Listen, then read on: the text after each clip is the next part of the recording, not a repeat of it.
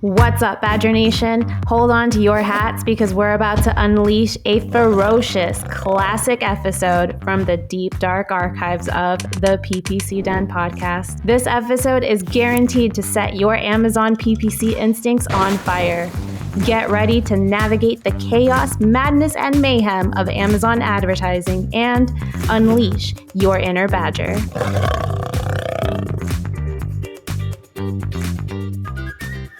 What's going on, Badger Nation? Welcome to the PPC Den podcast, your home for all things Amazon advertising. We first launched this show way back in 2017, and 187 episodes later, we're still going strong. We're on a mission to make your Amazon advertising easier and more profitable. So if you'd like to hear more, head on over to adbadger.com/podcast.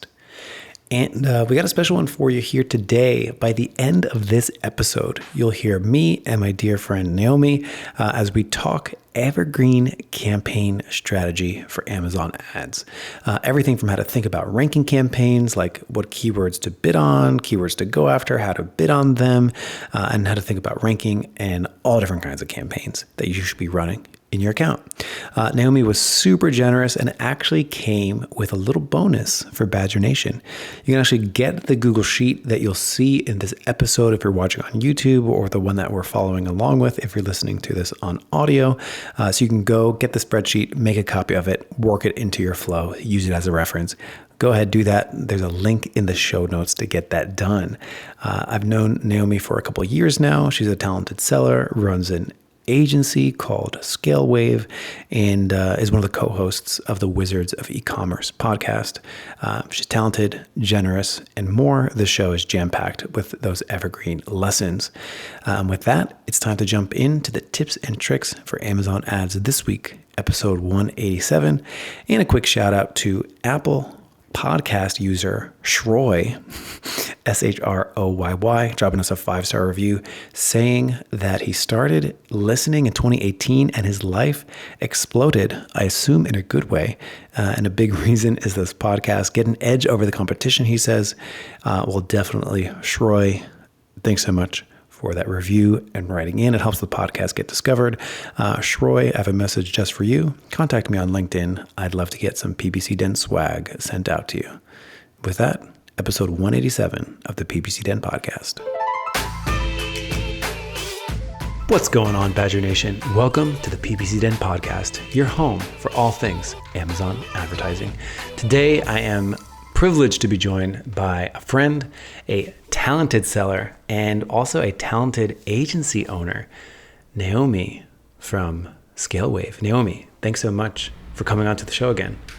My absolute pleasure. Whenever I get an invite to your podcast, it's like, heck yeah, when is the first time? So let's do it. I think this is the third time you're on the show. Yep.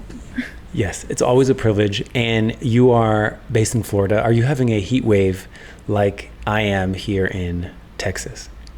Man, probably. I haven't been outside for a while, so probably yes. You haven't been outside for a while? Yeah. Yes.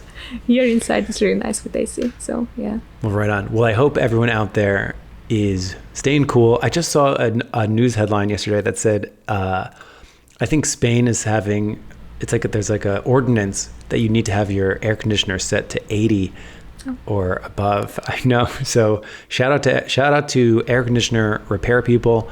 Shout out to air conditioners, and shout out to everyone who's listening to this in the summer heat. Our hearts go out to you. So today we have a pretty cool episode. In fact, if you're watching this on YouTube, I don't normally do this, but I'm actually recording my screen because Noemi, one thing I absolutely love, I love doing it on the show. I do it a lot when I talk to people, is mental models to make sense of things that are seemingly can be disorganized very easily, right? So it's like there's so many things to memorize in Amazon advertising that not having like these heuristics or these things to rely on that you can refer to categorize things in your head so that you're more easily able to like access all the tools available to you. This is like one of my favorite topics, and I think anyone who's listened to the show like knows that I like it because it just makes understanding things so helpful. And what's super cool, you showed up to this show today with a mental model that's like, hey, here's how I think of these things. And it was absolutely wonderful, and I can't wait to share it with everybody. Of course, same here. As I was saying right before hitting recording, you know, our sole purpose with Wizards of Ecom, which I am like hosting, is sellers helping sellers. So here you're all about PPCers helping PPCers. So I'm happy to make my part, like to share whatever I learned during this time. So 100%, let's do it. Epic. So before we get into the specifics here, I'd love to hear a little bit about like, what was your spark that made you start writing these things down? Like, what were you, like, where was the eureka moment where you're like, like this fits over here and this fits over here? It's sort of this concept of like evergreen campaign strategies. You know, I am very atypical person when it comes to being a PPCer. So I'm an artist, and truth being told, I will tell you exactly what I'm thinking. So the problem here is going to be, I am very scattered as a person because my first strength is learner. And the learner, what they do, they accumulate a lot of information, and they are just trying to put together as much information as possible and connect the dots, right? So for me, it was always, I have to understand what is going on, right? And these strategies, like putting together these strategies, it was my way of calming myself to just think strategically, to have a mind map, and then see, okay, what's what? Because if it's not written down, right, it doesn't exist. So then based on that, I try to really make sure that first off, I understand what is what, right? Because whenever a client comes to you, you have an expectation for them to know whatever is going to go on in their account. Most of the cases, they have no clue. So then this was super helpful for me to understand first off that I know what am I talking and I'm teaching. And then also for our VAs who just came up and I have no clue how to do stuff. What I noticed that especially us PPCers, we think that everyone else knows what we are talking about, right? And we're talking this high level stuff, and you know, that sounds really great, but you and I, we can chat as much as we want to, but whenever someone else is coming in who has no clue, our clients are just like that. So we have to explain to them very, very strategically in a super simple way how we are operating basically. And that's what I did. For sure. You know, so much of, there's a quote that escapes me, but it's sort of like, you know, real progress happens when you like roll up your sleeves and you actually like go and do it. And it can't necessarily be made just in your head and your head alone. Like it comes time to like actually make the thing, to go do something. Also, I think we just heard a little feline guest. We did. Come on. I don't know if the, and I'm also like, the cat is here and the cat is famous, so now hopefully he's not going to be on the whole show, but usually he is. Wouldn't be the first time. I remember. I think on the first episode we did together, the cat showed himself. Yeah. Okay, let's see once again. The last one. There you go. So he's beautiful. What's up, cat? What's up, cat? So he's a PPC cat, by the way. A PPC cat. That's yes. So I think having these models is so helpful for people like entering into the world of PPC, and even for me when you were going through it, like I have my own different words to describe these things. So I think the concepts are pretty universal. And without further ado, let's transition into actually start talking about these things. So let's jump in. So we've got a couple different categories. Yeah. And we've got types of campaigns. Yes. You know, I would classify these as just like, you know, types of targeting or like tools or like the intention of each campaign. And you refer to them as evergreen campaigns, yes. Campaign creation strategies. So what does that word mean to you, evergreen campaign creation strategies, as opposed to like, what would be the opposite of an evergreen campaign creation strategy? It's maybe stagnant or something that works only once, but it cannot be applicable the next time or to the next client. So, sure. Yeah, I would also say too, like these probably aren't going to go away or change, but maybe the individual thing that you do, like a targeting type comes out, that targeting type will go into one of these things, which is another thing that I love about the show, is like focusing a lot on like the theory, the bucket that something lives in. So then when something new happens, like there's a new report that comes out or a new targeting type or a new ad type, you always want to ask yourself, like, what bucket does it go into? That way you can better understand it, work it into your workflow. Super duper valuable. So 100%. Naomi, let's jump into these names. What are the names of these things? Yeah, so basically, just to quickly add there as well, something for Evergreen. The reason why I call this Evergreen is not that only we can use it for PPCs, but what I've seen is most people are trying to make a very technical way how to pronounce things or so on, but this is really applicable everywhere, yeah? So this is not only for Amazon PPC, this can be Google ads, you can use this. And other type of ads where you have this possibility to really be very strategic, you can use this, yeah? So this actually can be also used for Google ads. So if you are a Google fan and Google ads and not ad PPCer, right? And you're listening to this show, just feel free to take this and use them, right? And then as you were saying, so the strategies, first one is called protect. Most of the time, should we go through all of them or? Yeah, let's list them all out first, Okay. and then we'll dig into each one. All right, so the first strategy is called protect. The second one is conquer. Third one is rank. Fourth one to dominate. And fifth one to discover. This is also named by different names like defense, offense, and so on.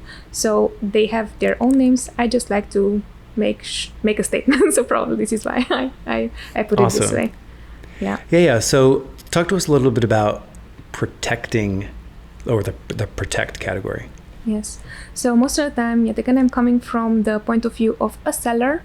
I did not see any value in my brand name whenever we started 2 years ago, 3 years ago, whenever we started. However, what I noticed, more piece of the pie you take, people will want to target you, right? And then I just see that when I'm writing down our brand name, someone else shows up there. So this is common newbie mistake, not considering yourself worthy or your brand worthy to show your ads for it, right? So by protecting, what we're going to do, we're covering real estate not only on our own listing when it comes to that, not only with our brand name, but also if we have like 4 products that are similar, we can show them on our own listing. That would be the purpose of it. Yeah. So for each one of these two, we forgot to mention, there's sort of like the purpose, when to use it, approximate cost, targeting methods, campaign types, as well as even some examples of what the targeting looks like, some notes, and you even have ranking power, which you have your own way to describe that too, which we'll get to in a second. So yeah, protect, I sometimes think of this as like playing defense. Sometimes I'll call this as like branded or self-branded to really specify it. But it's just basically the concept of, boxing out competition from bidding on your listings, from bidding on your keywords. The cost usually associated with this is incredibly low, least expensive. And I think it's so interesting too, like when brands first start out, brand recognition is very low. Yes. It's like almost no traffic for their brand. And then on the other end of the spectrum, I've seen accounts where like 50, 60, 70% of their ad spend was all branded. Like they couldn't detangle because they had such a strong brand. So, but I mean, those are gigantic companies. So like, may we all be so lucky to spend, $50, $60, $100,000 of people just typing in our brand name, to have that crazy, well-known recognition. But, generally, this is incredibly low A cost, like single-digit territory here. In terms of targeting it, pretty straightforward. And, it's your own ASINs, your own brand name, your own branded keywords. You've got some ad types here. One question I have for you about how you think of it, too, is we have the campaign type and we have the examples. So like if we're Nike, we're bidding on the term Nike. When you do that, do you make Nike exact match, phrase match, broad match? Yeah, so ideally what I would do, I would have that exact match, broad match, phrase match, but those would be separate campaigns, never one campaign. Sure. So if maybe the budget is lower and maybe we have a lot of Nike whatever, like shoes, what I can do like exact match and phrase match, maybe in one campaign, but never all three in one campaign, and especially not brought in mixed up with the other ones, because the idea here is that we want to allocate the right budget to the right campaign structure. So we are not going to waste money, but here we're really just protecting whatever is our own. Big time. You know, I've wanted to do an episode, like a refresh on campaign structure for a while, but like I'm definitely seeing like the people that are coming to me asking questions like, hey, what's wrong with my account? Almost the first thing is always like they have a lot of mixed up match types, and that makes it super difficult to allocate budget properly. So you can imagine here, if you had like broad, phrase, exact, and like sponsored brand, same thing, there's going to be some spend that potentially can creep in there that, you know, maybe doesn't necessarily belong in a branded campaign or doesn't necessarily belong in a defense campaign, and that belongs somewhere else, and you're not able to like sanction off the budget for it, making it really difficult to manage there. So yeah. And then, of course, you have your note here that it should always be in place. What do you say to people that are like, I don't want to spend money on my own brand? Yeah, I wrote it here as a note. This is really an insurance policy, and you don't need insurance once you crash the car. You need it beforehand. So, simply put, you really need it beforehand. And even if, as Michael was saying, these are the cheapest ads, unless you are a Huggies, a Pampers, a very well-known brand, when everyone just like wants to get a piece of your pie, right? But this should be done right when you started. I would even argue right at launch, because why not? And also a second note there is, if you are going to bid on this, and especially in exact matches on your own branded keywords and on your own brand, what you will find out that if someone else is going to bid for it, you will pay less than them because you are relevant, right? For the algorithm. Yeah. And in this column I over here, we've got ranking power. And you labeled these sort of defense campaigns or protection campaigns as vertical ranking. What's your definition of vertical ranking power? Yeah, so the way how I see ranking is you can rank on two ways, either vertically, either horizontally. So the vertical is going to be up straight, right? So, and actually, I think that here I would have to make a correction, because when you were asking about campaign types and the examples, these are only exact matches, yeah? So the fifth one is going to be brand and also broad and phrase, but this is everything, it's exact. And this is why it is a vertical ranking, because you want to go straight up for that keyword, to show up for that keyword. When it comes to horizontal ranking, it's going to be a way like larger approach, bigger approach, where you're going to rank for different keywords, but it's going to be like a long run. Here this is very precise and very exact. And as I was giving you the example, you asked for me to give you exactly like what do I mean.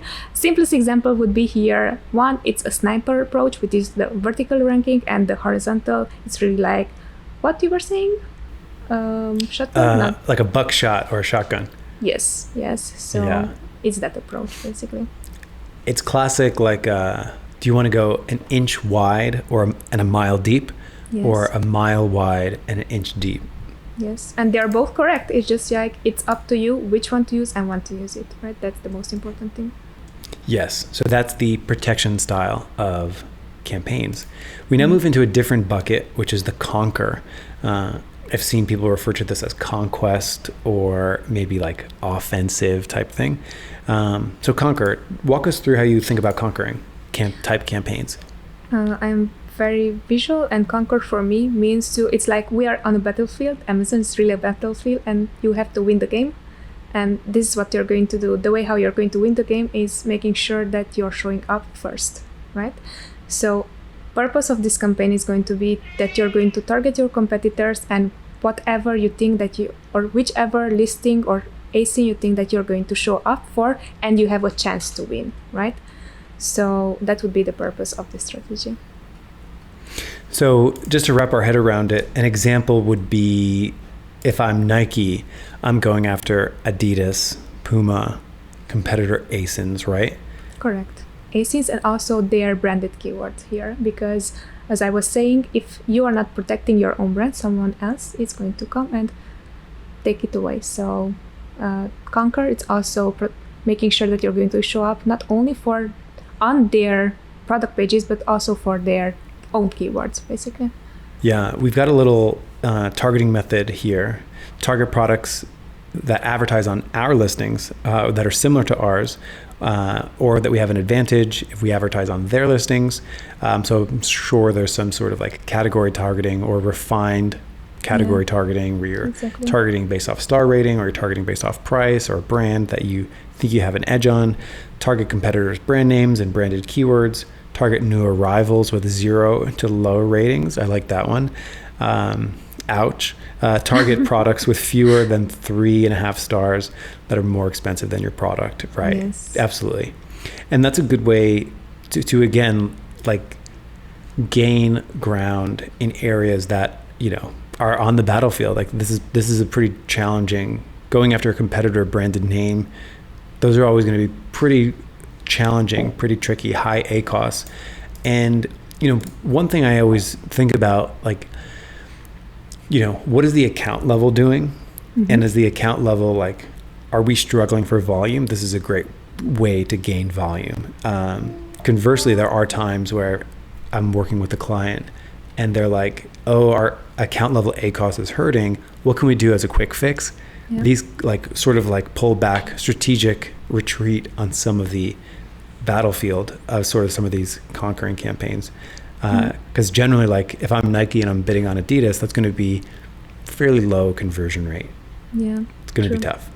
True. So here also, like I added specifically as notes that the goal here is to gain sales at a relatively low ACOS. So if you are going to bid on something that is super expensive, obviously it's going to cost you a lot.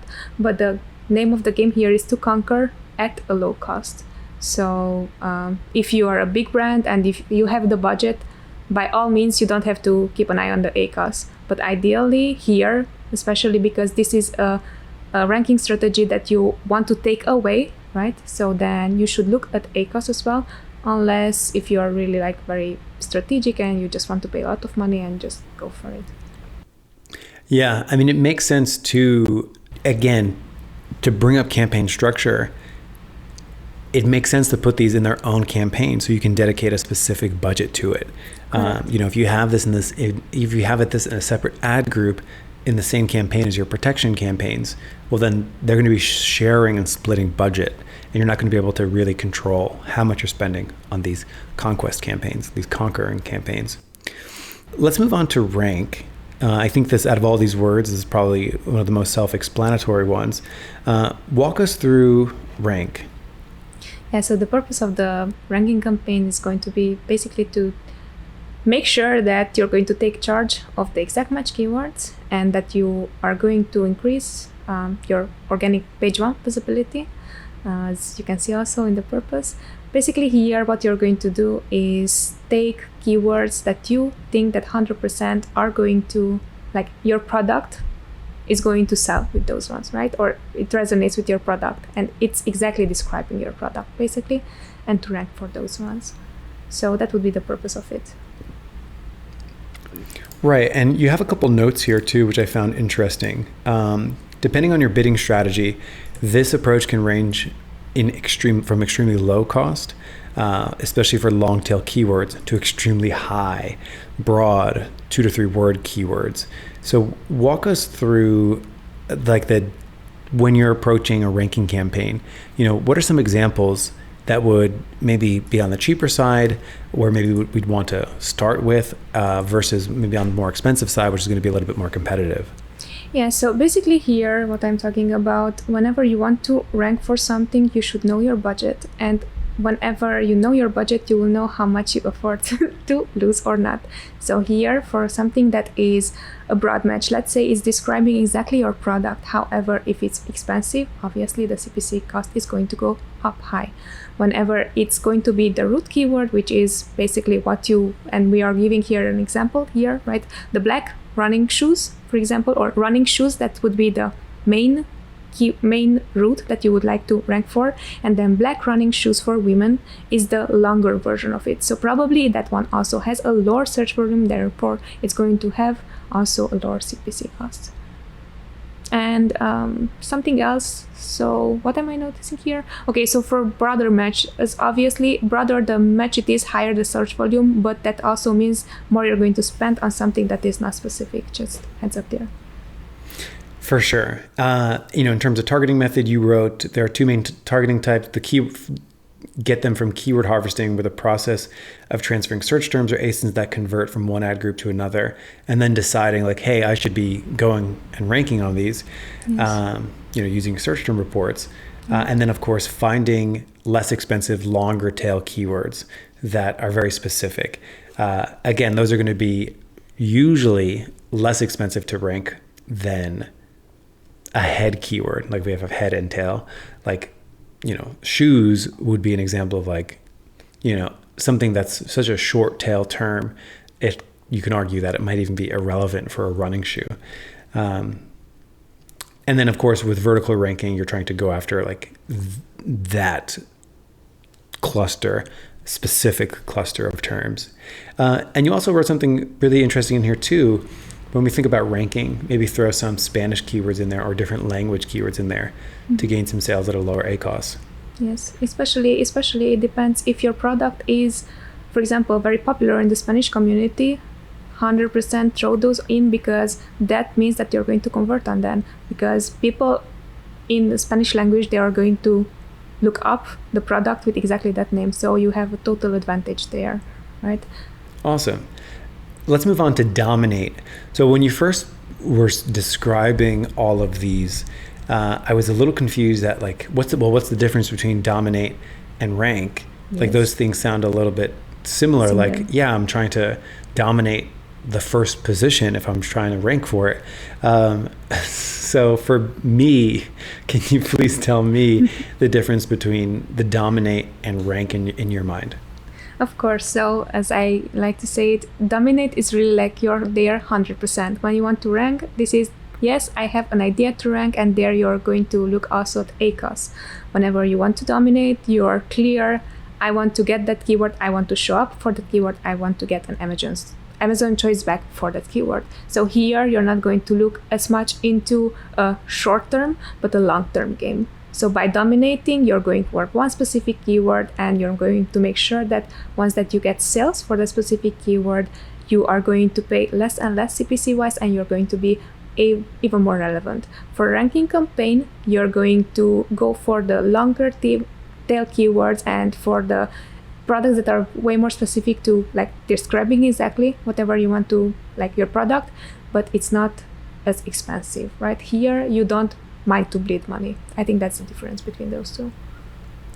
So, an example that we wrote down, like if we're trying to rank cost effectively, we might go after exact match, black running shoes for women. But if we're trying to dominate, we might go after running shoes, sort of an exact match, sort of similar to a ranking campaign. But the goals are being, correct me if I'm misunderstanding you, but the goals are sort of being almost like bidding for position, kind of like I want to be in position 1 or 2 no matter the cost. Exactly. And generally, like with a ranking campaign, we sort of have like, I want to spend X dollars at a certain ACoS to like rank high for it. I want X number of orders, see if I can get that for ranking. But when we're thinking of this, what you described as dominate, I think of that as like bidding for position, just like I must be an impression share 1 no matter what. Correct. The cost. Exactly. See, you got it. So then I explained well. Good. For sure. So CPC wise, that's always the most, this almost, because I get that request a lot from people like, hey, can we just bid so that our advertising rank is in position like 1, 2, or 3? Like that's all I care about, or position 1 or 2, or even just 1. That's all I care about. And then I say like, okay, like definitely, but you have to throw out the ACoS goal for this. Like you can't really like think of that, because it's like trying to measure, time with a ruler. like it doesn't compute. Like you can bid on performance and like focus on ACOS, or focus on orders, or focus on revenue, or you can focus on placement. And when you focus on placement, you can't really apply a ACOS target with a placement, I don't think. And there's some interesting strategies too. I don't think I've ever done an episode on it where it's like sort of like a if this then that. Like if my organic rank is 1, 2, or 3, then I'm okay with being in position like a low advertising position.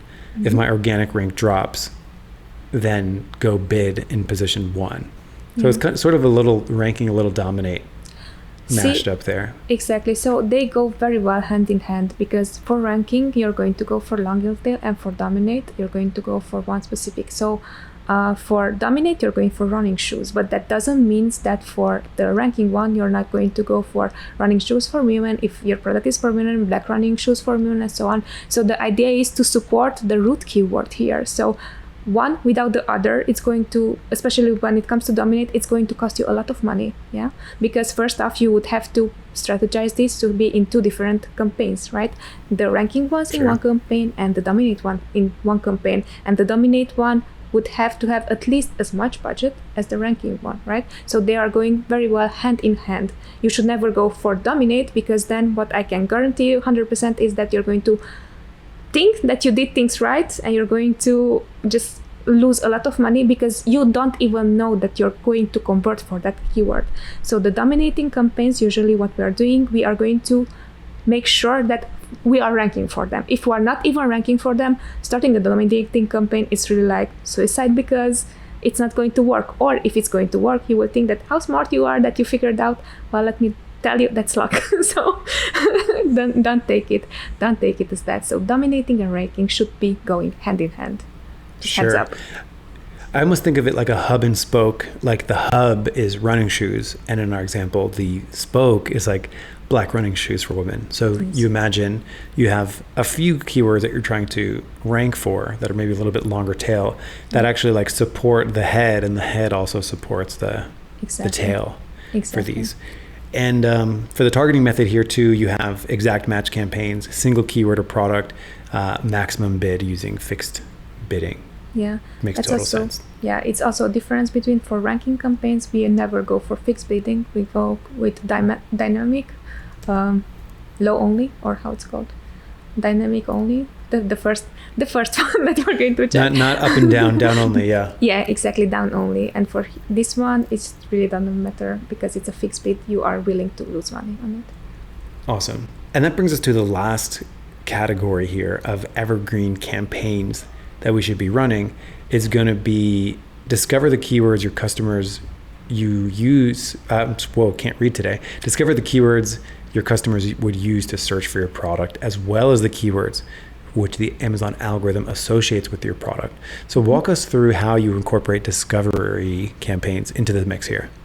Yeah, sure. So discovery campaigns would be the ones that once that you already started either an auto, either a broad, either a phrase match campaign, then at the end of the month, this is how we are usually doing it. We're going to pull an STR reports, certain reports for sponsored product, sponsored brand video, and then even sponsored display.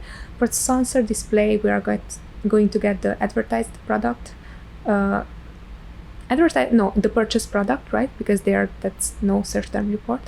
But basically what we're going to do, everything what worked well, we are going to migrate all those in exact campaigns, because obviously they work well as brand, broad, phrase, or auto campaigns. And yeah, the purpose of it, it's like, as I was saying, discovering the keywords your customers would use, and you also said how they would look up your product, basically. This is something I would call, at one point in time, I called like RPSB. Long-term listeners know what that stands for. I was bad at making acronyms for a long time. Research, peel, stick, and block. I've started calling this just, search term graduation, that classic, cast a wide net, amplify what works well. Mm-hmm. I think that's what this discover sounds like. It's almost like a discovery loop. And you said CPC wise, this strategy may appear to be the most inexpensive However, due to loss of precise targeting, auto-targeting broad phrase kind of thing should be used in conjunction with a ranking strategy. Yes. Totally. And that's what's cool about this whole thing is like, it really does, like everything feeds another thing on here. Like things go really well together. I would also call this like research-based campaigns where you're just casting a wide net, very generous, loose sort of targeting here. Yeah, definitely. And again, thinking of campaign structure, when we're thinking of ACOS and ACOS optimization, if you have these kinds of campaigns, discovery in their own campaign, you're able to control the budget flow to it. So you can say like, oh, during a time of like, I want to reduce ACOS, I can go in and maybe not lower the budget, but just reduce bids on discovery. Like this discovery, because there's so much volume that you could capture, this is generally a good candidate for like reducing bids and still getting volume from it for sure. Yeah, exactly. And the cool thing about this one, you know what? I used to be very much a control freak when it comes to our accounts, and I didn't even realize that, right? Because I was listening to podcasts such as yours. Actually, I was listening only to your podcast, to be even more specific. And I really wanted to have control on whatever I was doing, right? And then I noticed my account was shrinking only because it was so exact. Everything was so exact. Mm-hmm. It was one word, keyword campaign, and that was my strategy, right? And what I noticed is everything was shrinking, and I didn't know why, right? And I didn't have any auto, sponsor, brand, or anything auto, anything broad, and anything phrase, right? Everything, it was exact. And that is great because I went where I wanted to go. But here, without this, actually, I didn't do justice to whatever, like I was just spending money. So I would highly advise any of our listeners to not rely only on one. Most people are relying on auto and broad and no control. I relied on full control. So here it should be a really nice balanced mix of both of these. Yeah, one of my favorite metrics to think of is, I call it the ACOS power ratio, which is the ratio of like your overall account ACOS versus the ACOS of things with one order or more. And the reason I like that is like, let's say your account ACOS is 50%, but then you look at just the things that have one order or more, that ACOS might be like 20%. So you can see the ratio of like things that, if you were to get rid of all the things that didn't yield any orders, your ACOS would be 20% theoretically tomorrow. Yeah, not that you should pause everything that didn't have an order, but theoretically, like it could be 20%. So like you can use that as like a gauge, like, wow, like the difference between these two numbers can tell me if I'm not doing enough discovery, not doing enough research, and if I'm too tight. So like, I always like that as a heuristic. So if you have an exact match only campaign, your account ACOS might be 20%, and the things with at least one order is probably also going to be 20%. So like, there's no wiggle room. There's no like discovery. There's no like going out there and trying to grab some unknown keywords that could perform well for you. 100%. And if we may just quickly just go through the notes here, because I think that's very, very important to discovery campaigns. So I just wrote down to be very careful with massive or mass keyword negation. Most of the time people are like, oh, it's not working. Good, I'm going to negate this. So let me tell you, out of 10 accounts, for 8, it might work well, but for the 2 of them that it didn't work well, it's going to mess up your whole work, right? Because you negated a lot of keywords that you should have not negated otherwise. So whenever you're going to go and apply this strategy of discovery campaigns, and you're going to, we're usually doing it on a monthly basis because that's enough data for us, right? So there are keywords that we are not showing up for.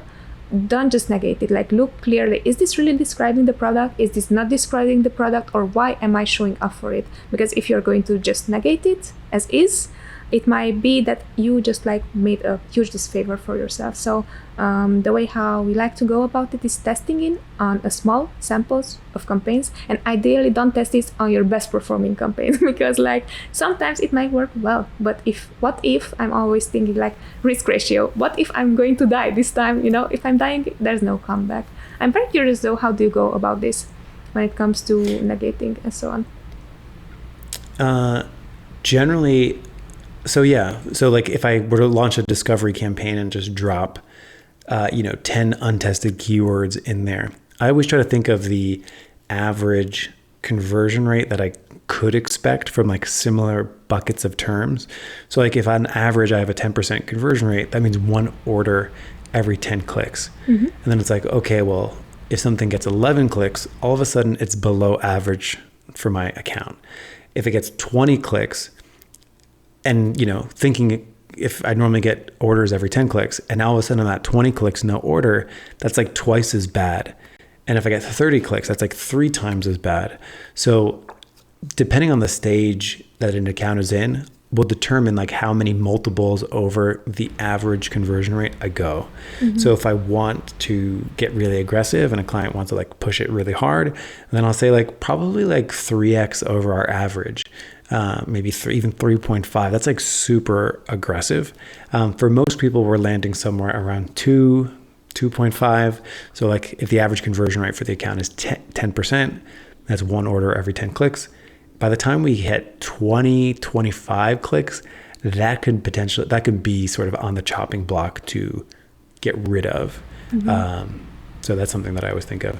And then of course, down bidding sort of along the way to sort of see if, because that was just the click variable, but then you can say, well, what if I were able to get 25 clicks, but super cheap? Maybe I'd be willing to go to 35 clicks if their clicks are super cheap. So generally before things get negated for me, I'm always like down bidding them to try to see if I can still get traffic at a cheap rate. Very cool. So see, we should add that also as note because it can be added. So it's great. Thank you for sharing. Sure. So we actually did something very cool, and I mentioned this at the start of the show too, in the pre-recorded section. But yeah, you can go into the show notes. I don't know the URL of this yet, but if you want this document that we've been looking at here for your own sort of reference, just sort of poke around with it, you can file, make a copy, add it to your own Google Drive, poke around, let us know what you think. You can get a copy. The link is in the show notes. But Noemi, where can people find you if they want to get in touch and learn more? Easiest is just scalewave.io and just shoot a mail there at noemi@scalewave.io. I'm trying to reply to all my emails at this point. They're getting a lot, which I didn't really expected, especially now being on the show, So that is where you can find me. And also you can find me on the wizardsofecom.com. We have a podcast there, Wizards of Ecom podcast, with my amazing co-host Carlos Alvarez, and those are the best ways to how to get in touch. For sure. Your website looks great, by the way. What? Your website looks great, by the way. Thank you so much. It's still work in progress though, so you can tell that it was made by artists. It has nothing to do with PPC. It's beautiful. It's literally like you go to an aquarium, or like you just gaze at an art piece. It looks great. Yeah. But Noemi, thanks so much for coming back on the show. Can't wait to have you on the show again into the future. So thank you again. For everyone else, I'll see you next week here on the PPC Den podcast.